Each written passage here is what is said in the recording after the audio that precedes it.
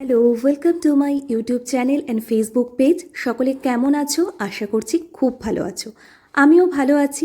তো আজকে তোমাদের সাথে রেসিপি শেয়ার করব, কিন্তু গল্পটা বেশি করব, কারণ আজকের রেসিপি রয়েছে সিমাইয়ের পায়েস। আর এটা তোমরা আশা করছি সকলেই জানো, ওই জন্য রেসিপি নিয়ে বেশি কোনো কথা হবে না।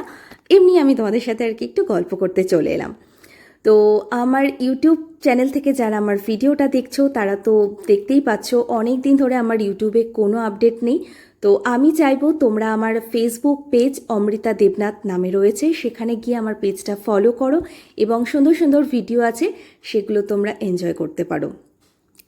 আর যারা তোমরা আমার ফেসবুক পেজ থেকে আমার ভিডিও দেখছো তারা তো জানোই আমার মনটা কিন্তু বেশ কিছুদিন ধরে খারাপ রয়েছে, তো এখন একটু একটু ঠিক আছে।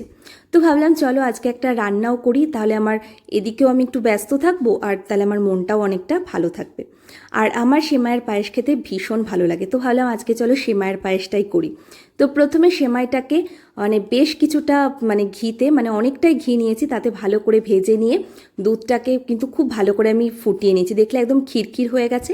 তার মধ্যে আমি ভাজা সেমাই দিয়ে দিয়েছি আর বেশ খানিকটা ড্রাই ফ্রুটস দিয়ে দিয়েছি। আমি ড্রাই ফ্রুটস খেতে অতটা ভালোবাসি না, কিন্তু ভাবলাম চলো ভিডিও যখন করছি তোমাদের সাথে শেয়ার করবো, তো আজকে দিই। এই হচ্ছে গিয়ে ব্যাপার। আর আমার সেমাইয়ের পায়েস কিন্তু আমি একদম পাতলা পাতলা পছন্দ করি না, বেশ গাঢ় হবে।